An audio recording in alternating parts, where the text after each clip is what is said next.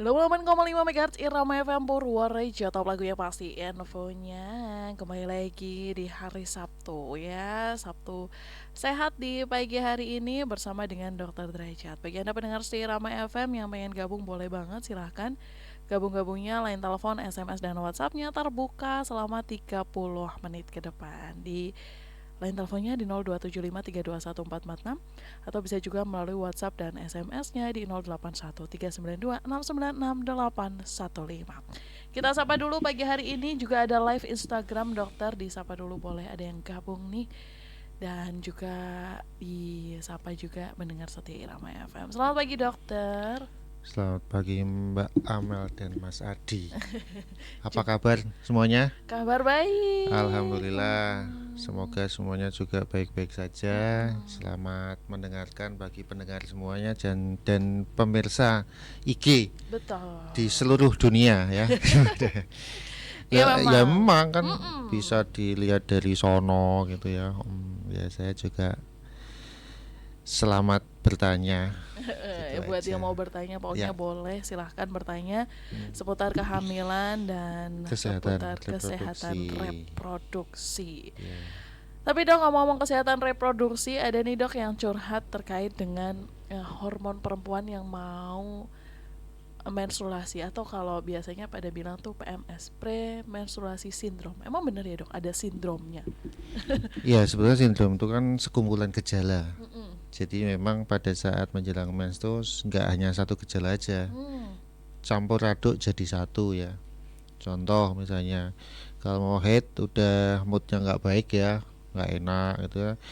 Ada rasa nyeri, entah nyeri di kepala, nyeri di perut, kayak gitu ya. Terus ada gejala-gejala yang lain yang nggak enak badan dan sebagainya itulah. Oke. Jadi sekumpulan itu makanya disebut premenstrual syndrome. Ada yang mual juga ada. Hmm. Ya macam-macam kok. Ya, Oke, itu tapi kalau yang berkaitan dengan emosi dok, kadang-kadang tuh jadi kayak ya itu gampang mood tadi. marah. Iya, Heeh. gampang marah. Itu perubahan dari hormon itu tadi. Jadi ya itu wajar. Makanya karena gejalanya banyak Mm-mm. disebut sebagai suatu apa ya? Sindrom itu kan kumpulan gejala Heeh. yang lebih dari satu gitu ya. Iya.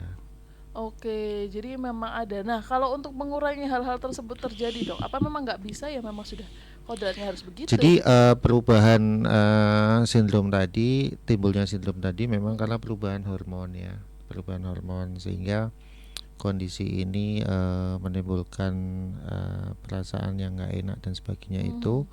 itu memang tidak bisa diubah dalam hal perubahan hormonnya karena itu suatu siklus dan siklus itu akan selalu berulang gitu ya. Mhm. Tapi yang bisa dilakukan mengurangi sindrom-sindrom yang mungkin yang dirasa nggak nyaman itu tadi ya. Misalnya kalau pusing ya minum obat penghilang pusing ya Oke. toh. Kemudian kalau misalnya nyeri juga di perut mungkin timbul kram di perut ya juga bisa timbul penghilang nyeri gitu ya. Itu bisa dilakukan. Oke. Apakah itu juga termasuk gangguan hormon dok? Atau sampai sebatas mana sih kita tahu bahwa Bukan, itu itu bukan sebenarnya bukan gangguan? gangguan hormon, Oke. perubahan hormon. Oke. Ya, perubahan hormon. Jadi siklus haid itu kan ditandai dengan naik turunnya hormon tuh. Ada Mhm. hormon progesteron, ada hormon estrogen seperti itu. Kemudian perubahan untuk memicu supaya haid datang dan sebagainya itu semuanya akan mempengaruhi tidak hanya di organ reproduksi, tapi tubuh keseluruhan gitu. Hmm. Kalau pada ibu hamil juga begitu, Mbak. Kan ada peningkatan hormon yang drastis ya Hmm. pada usia kehamilan 3 bulan pertama atau trimester pertama yaitu hormon beta HCG. Sebenarnya hormon itu bukan berarti beredar atau diciptakan itu nggak Mhm. ada gunanya. Justru karena ada gunanya tapi dia mempunyai efek yang lain yaitu efek Oke. samping. Begitu pula haid ya. Haid itu dibikin begitu supaya timbul siklus ya mulai dari keluar darah haid sampai terjadi suatu kesuburan atau ovulasi. Kalau pada ibu hamil, kenapa hormon begitu tinggi? Padahal hormon itu menimbulkan rasa mual yang berlebihan. Jadi misalnya hamil muda, wah Mhm. mual-mual nih, Bukan berarti mual itu nggak ada gunanya, karena hormon yang menimbulkan mual itu gunanya untuk membuat kandungannya menjadi lebih kuat. Makanya ada yang Oke. dinamakan lemah kandungan. Justru ibu-ibu yang mualnya berlebihan tuh kandungannya malah semakin kuat sebetulnya. Tapi Jadi ibunya seperti itu. yang lemes, Dok. Ibunya jadi lemes tapi kandungannya kuat. Jadi aman. Heeh. Jadi tidak Heeh. tidak sampai terjadi keguguran kayak gitu ya. Oke. Tapi ya memang harus ada pengorbanan. Mm-mm. Sehingga kondisi seperti ini bukan berarti terus dihilangkan, Mm. dalam arti dihilangkan penyebabnya, dihilangkan hormonnya supaya Mm. tidak tinggi, itu justru malah berbahaya. Oke. Seperti ibu apa premenstrual syndrome juga mau dihilangkan masalah hormonnya, dia jadi nggak subur nanti mbak. Kalau Oh. misalnya dia misalnya dihilangkan bisa saja mulai dari awal ya, seminggu sebelumnya sudah minum obat nih supaya Mm-mm. tidak terjadi PMS, tapi akibatnya dia jadi nggak datang haid, jadi tidak subur kayak gitu. Mm. Bisa aja sih, seperti fungsinya seperti hormon KB itu. Itu Oke. nanti tidak akan timbul premenstrual syndrome karena siklusnya dihilangkan, kesuburannya dihilangkan. Ya, Mm. kalau ibu hamil kalau mual-mualnya dihilangkan dengan menghilangkan hormonnya, akan terjadi keguguran miskram. Oke. Ayo pilih di Mual aja deh nggak apa-apa, Dok. mual aja, tapi kandungannya kuat, Mm. bayinya sehat sampai waktu yang sudah Ditentukan. ditentukan, yaitu 18 minggu. Setelah itu kan dia akan turun hormonnya, dan karena 18 minggu itu udah kuat sehingga mualnya juga akan hilang, bayi sudah dalam kondisi kuat. Oke, baik gitu ya. Tapi kalau tadi dokter bilang itu adalah perubahan hormon, sampai sebatas mana sih dok kita bisa tahu itu hanya perubahan atau itu gangguan? Kayak misalnya mungkin kram yang terlalu berlebih atau Bisa. hal lain. Jadi begini, ya ini saya analogkan dengan ibu hamil biar lebih paham juga Mm-mm. bagi ibu yang pernah hamil ya. Jadi premenstrual syndrome itu akan menimbulkan yang dinamakan gangguan kalau memang over ya, berlebihan. Oke. Contoh misalnya pusing yang berlebihan. Kalau ibu hamil misalnya mual muntah yang berlebihan, Mm-mm. bayangin kalau muntah sampai 10 kali pun nggak lemes. Artinya dia akan ada efek tambahan, yaitu kehilangan cairan, dehidrasi. Nah, itulah yang dinamakan gangguan. Tapi Oke. kalau hanya sekedar mual, muntah sekali dua kali nggak masalah sih. Ya Hmm. toh nanti mungkin makanya bisa diganti, bisa mengkonsumsi obat penghilang mual. Kalau yang sindrom tadi bisa menghilang pusingnya dihilangkan dengan obat. Tapi ada juga yang sampai pusingnya nggak bisa hilang gitu ya. Itu sudah gangguan. Gitu. Oke, baik. Jadi yang berlebihan nih itu Ya, namanya gangguan makanya gitu kita ya. tidak boleh berlebihan, tapi sedang-sedang saja. Oke, dinikmati saja Iya, gitu ya. Nah, dokter, kalau tadi mengalami gangguan, obatnya gimana? Obatnya berarti memang hanya mengurangi si gangguannya itu saja ya, Dok, bukan ya, menghilangkan namanya hormonnya. pengobatan simptomatis. Jadi menghilangkan simptom. Jadi obatnya untuk menghilangkan gejala-gejala itu. Tapi kalau yang menghilangkan atau mencegah ada gangguan dan sebagainya, itu jangan sampai lebih parah lagi ya. Jadi Oke. obat-obatan tetap diberikan sesuai dengan gangguan atau yang timbul ya. Jadi Mm-mm. seperti itu. Oke, jadi memang sangat berperan penting ya hormon itu di tubuh si Ya. wanita. Lah kalau Mbak Amel Mm-mm. pernah PMS nggak? Sering, Dok. Iya. Yang paling Kadang parah apa dari PMS itu? kram perut. Kram perut ya. Mm-mm. Kram perut bisa dikasih obat. Ya Heeh. gitu. Kram Oke. perut ya memang bisa menjadi suatu gangguan karena Mm-mm. jadi tidak bisa Betul. beraktivitas gitu ya. Gitu ada obatnya juga. Oke, kalau saya sih alhamdulillah tidak sampai yang tidak bisa beraktivitas, Dok. Tapi saya punya Masih. temen yang memang kalau Mm. kram perut itu bisa sampai pingsan. Oh gitu ya. Heeh. Nah, kalau itu Itu kan sudah berarti terjadi haid atau sebelum? sebelum dan hari Setelah. pertama sampai hari ketiga. Oh ya. Mm-mm. Kalau sampai biasanya sampai akhir haid itu tetap nyeri, ya itu Mm-mm. patut dicurigai. Adakah yang dinamakan endometriosis? Wah, ini kita membahas Oke. endometriosis jadinya ya. Endometriosis itu akan menimbulkan nyeri haid yang berkepanjangan, Oke. dan selain itu juga menimbulkan gangguan-gangguan lain selain nyeri Mm-mm. haid. Mungkin BAB jadi nyeri juga, kemudian berhubungan Oke. suami istri jadi nyeri juga, Mhm. gitu bisa. Oke. Jadi Mm-mm. memang banyak terjadi. Nah, Nyambung pertanyaan dokter, selamat pagi dokter, selamat pagi Mbak Amel, izin bertanya dari Lia di Bener Purworejo. Ada Mbak Lia di Bener, terima kasih.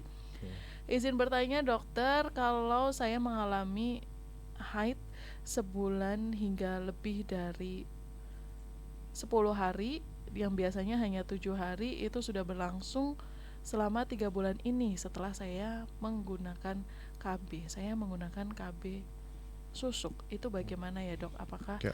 berpengaruh atau tidak? Baik, terima kasih Mbak Lia. Yang jelas penggunaan KB hormonal Mm-mm. salah satunya tadi dikatakan memakai susuk ya. Efek hormon itu memang menjadikan pola haidnya berubah. Itu yang harus dipahami. Jadi kalau biasanya 6 hari jadi 10 hari berarti ada perubahan kan.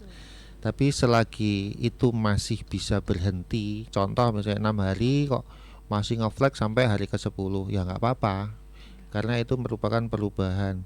Makanya tadi Mbak Amel bilang apakah yang dimaksud perubahan sampai gangguan. Nah, in haid pun juga begitu. Yang dinamakan gangguan tuh biasanya sampai berhari-hari nggak berhenti dan volumenya banyak sehingga menimbulkan anemia. Itu sudah merupakan gangguan dan memerlukan obat tambahan gitu ya. Tapi yang jelas kalau efek KB hormonal memang seperti itu Mbak. Jadi nggak masalah kalau 10 hari terus berhenti itu nggak apa-apa. Oke. Tapi paling enggak kehilangan darah itu supaya diganti dengan meminum tablet tambah darah gitu ya supaya tidak anemia Oke, baik. gitu. Terima kasih Mbak Lia Tapi ada pertanyaannya. catatan ya Mm-mm. sejauh tidak ada penyakit lain loh ya.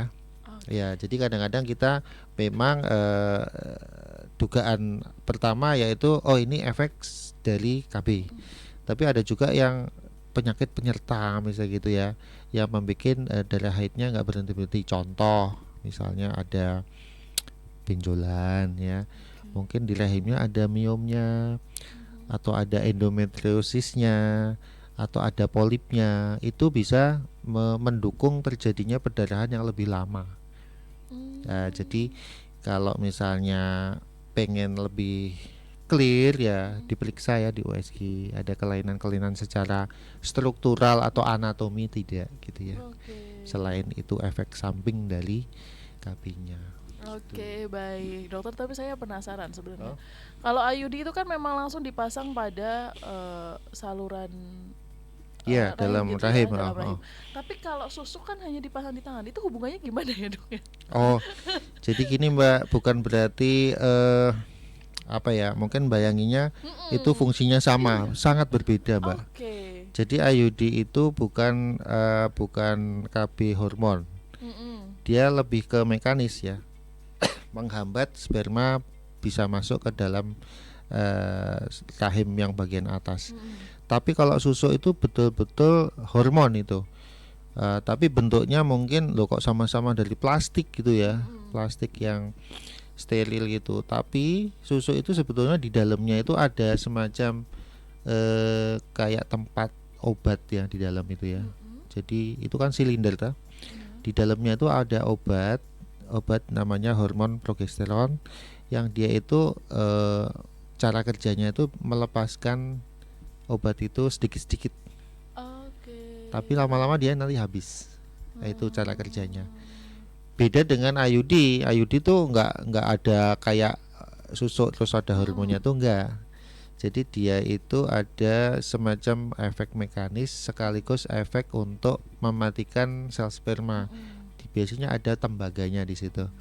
Jadi ada lilitan tembaga di situ.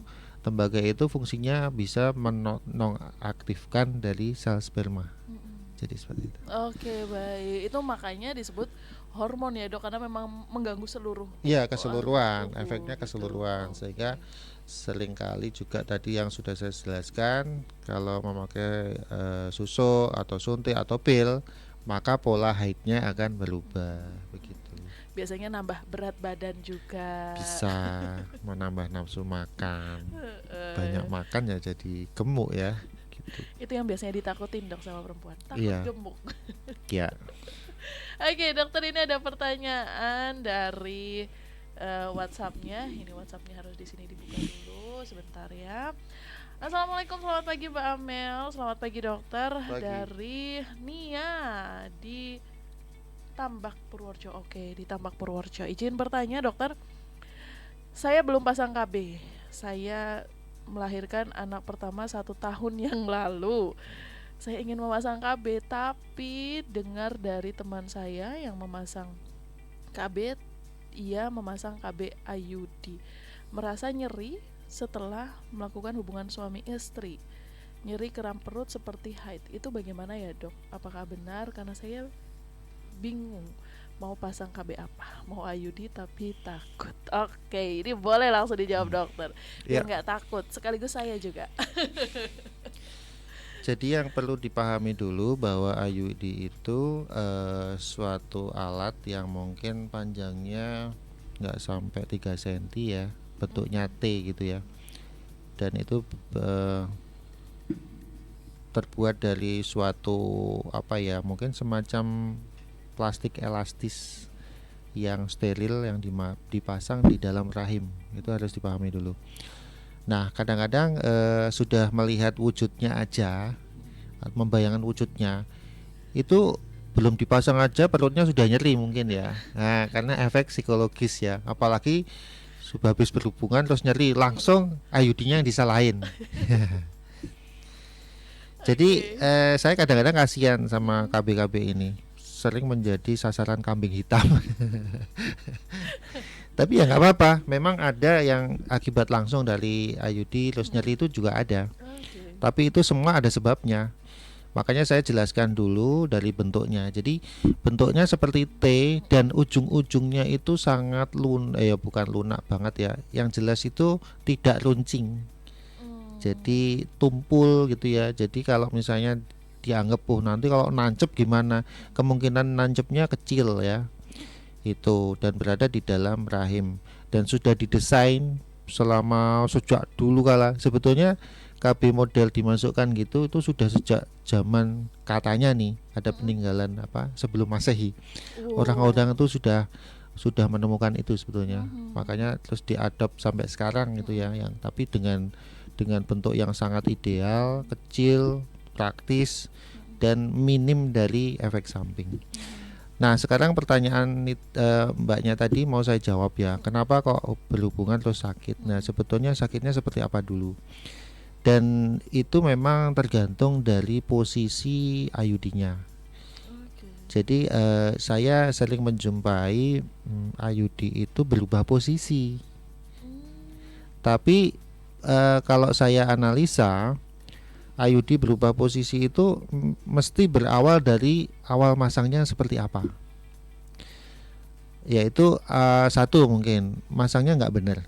Ya Mhm. contoh misalnya masang IUD itu perlu skill ya, perlu orang yang jelas berpengalaman, Mhm. juga bersertifikat tuh mbak, ada kursusnya itu ya. Oke. Tidak semua tenaga medis itu bisa masang ya, Mhm. ada kursusnya.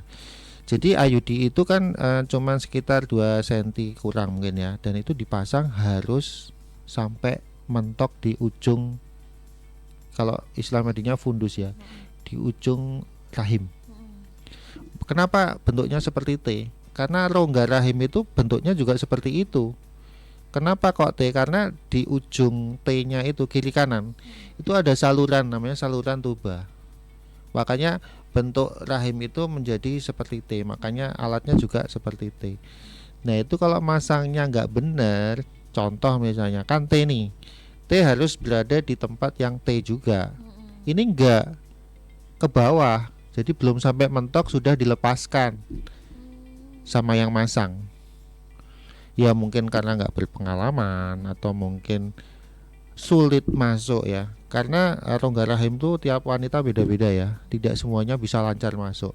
Tapi itu ada tekniknya sehingga bisa dipasang dengan mudah.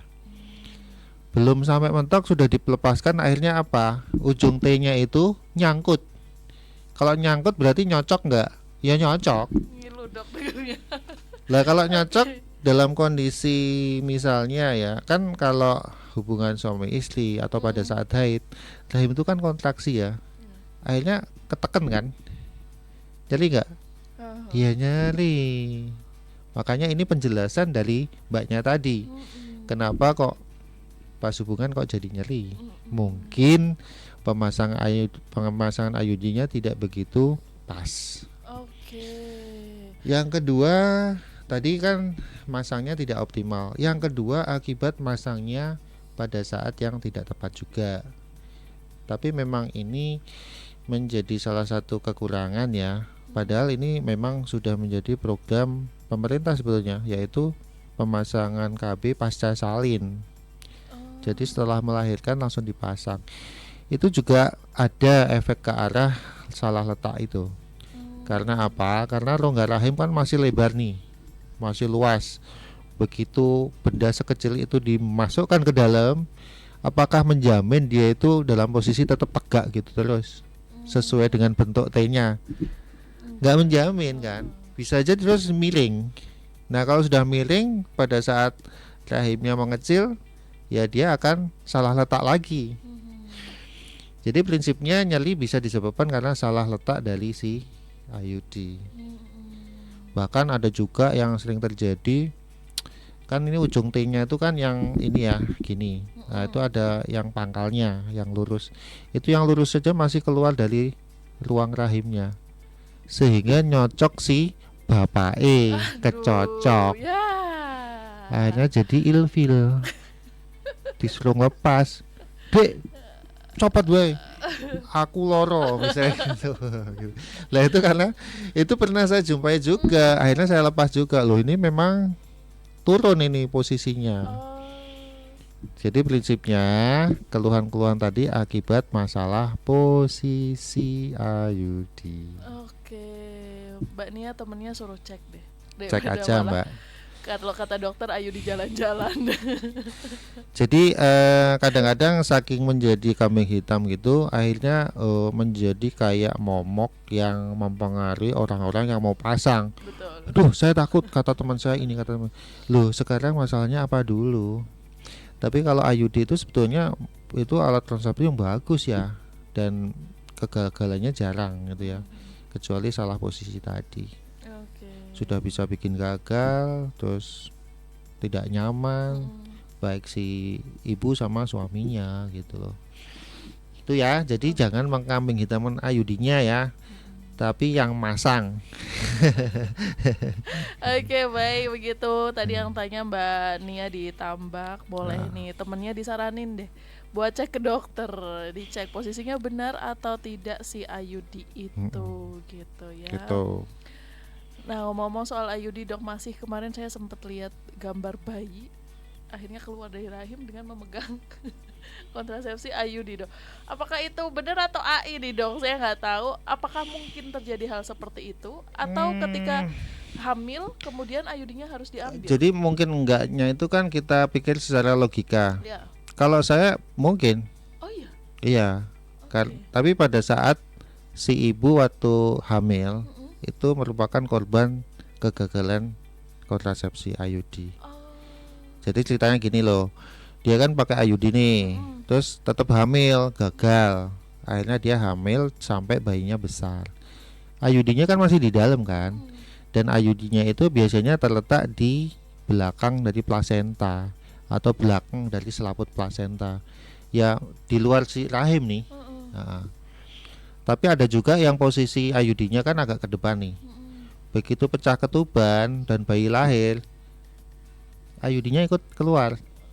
Ya mungkin karena ya bayinya juga nggak sengaja kan, karena dia ada efek memegang gitu ya, terus pegang IUD-nya. Terus mungkin itu loh. Ya kalau di logika kan masih bisa mungkin ya? Seperti itu bisa. Tapi ada juga kasus yang nanti saya tangani nih. Kegagalan IUD, kemudian bayi lahir, plasenta lahir, IUD-nya hilang, nggak ada, udah dicari. Begitu di ronsen masih ada, ternyata di rongga perut. Jauh sekali ya dok. Ya makanya nanti ngambilnya pakai laparoskopi. Oke, itu juga salah pasang juga. Iya. Mungkin dulu pernah terjadi perforasi ya, perforasi sehingga IUD-nya itu keluar dari rongga rahim. Gitu. Wow. Jadi memang IUD itu ya Enak tapi tidak enak Ya gitu jangan nyalah ya. ke IUD-nya ya. Kalau IUD dipasang dengan benar ya enggak lah ya. Kasusnya sedikit gitu ya dok ya. Jadi kalau Dikit. memang ketahuan hamil, IUD-nya tidak wajib harus segera diambil dok setelah ketahuan Ya hamil. diambil lah. Oke, langsung diambil Iya setelah. harus kita cari. Oh, lah Kan itu kalau tadi. sejak sejak kehamilan awal kan sudah kelihatan nih Mm-mm, ada IUD di mm-mm. situ. Ya diambil nanti begitu itu sudah jadi catatan medis Oh, dokternya. Oh, nanti kalau lahiran itu harus kalian off IUD atau ambil oh IUD-nya pas gitu. lahiran, bukan pas ketahuan hamilnya diambil dok. Bisa juga seperti itu. Heeh. Apabila posisi IUD-nya aman. Aman tuh tidak menimbulkan keguguran. Misalnya Oh, posisi IUD di bawahnya si kantong janin mm-mm, masih agak keluar gitu. mm-mm. Tapi kalau posisinya di atas ya nggak bisa. Lalu Oh, ditarik pecah nanti. aduh, Iya, oh pecah gitu. kantong janinnya kan. Oke. Gitu. Jadi lebih aman dibiarkan saja sampai nanti Iya. lahiran. Oh, Mm-mm. itulah terjadi tadi yang dokter sampaikan, bayi dan plasentanya sudah keluar tapi IUD-nya ternyata Iya. dicari tidak Mm-mm. ada. Oke. Terima kasih dokter, nampaknya waktunya cepet banget dok, padahal masih seru obrolannya. Cepet ya Iya, dok? iya memang semuanya sudah terjadwal jadi ya memang mungkin seperempat jam lagi saya harus ke kamar operasi untuk Heeh, ngambil IUD. Pas ini pas dibicarakan juga. heeh, dok. Mungkin boleh closing statementnya, dari tadi kita ngomongin hormon, ngomongin KB, atau mungkin momok-momok yang Sebet menakutkan gitu dok. Ya, jadi saran saya yang menjadi seringkali membuat apa ya, membuat a priori ya, a priori itu Mm-mm. apa ya artinya? Menganggap jelek itu ya suatu kontrasepsi, berkonsultasilah dulu sebelum maksudnya berkonsultasi ke tenaga medis yang memang tahu mengenai masalah kontrasepsi. Mm, Jangan kata teman, kata mm-mm. tetangga sehingga terus udah IUD semua maksudnya bukan IUD kontrasepsi semua tolak gitu ya. Ada loh yang seperti itu dan banyak menolak IUD kata ini kata itu begini begini begini saya takut ya. Nah berkonsultasilah dulu dengan ya kalau memang orang yang betul-betul tahu ya dokter kandungan ya bahwa kontrasepsi itu semuanya aman yang sudah diakui ya sehingga jenengan yang ingin ber-KB itu tidak terus apa ya istilahnya langsung terjadi penolakan gitu ya Mm-mm. karena itu semua ada penjelasannya dan apa yang Anda pikirkan itu belum tentu benar Mm. gitu ya. Oke. Uh, uh. Tapi prinsipnya ya kembali ke tujuannya ya menunda kehamilan atau tidak mau hamil sama sekali yaitu dengan mencegah dengan alat kontrasepsi ya jangan sampai Anda menolak semua kontrasepsi akhirnya tujuan utamanya menunda atau bahkan tidak hamil lagi jadi gagal semua usia sudah tua akhirnya jadi isi lagi Mm. kan itu menambah masalah nanti gitu itu aja sih sebetulnya jangan Oke. sampai mendengarkan informasi yang salah gitu Baik. aja Mbak Amel dan Mas Mhm. Adi terima kasih Sama-sama dokter. sampai ketemu lagi minggu depan Siap. Assalamualaikum warahmatullahi Waalaikumsalam wabarakatuh. warahmatullahi wabarakatuh. Terima kasih mendengar setia Ramai FM.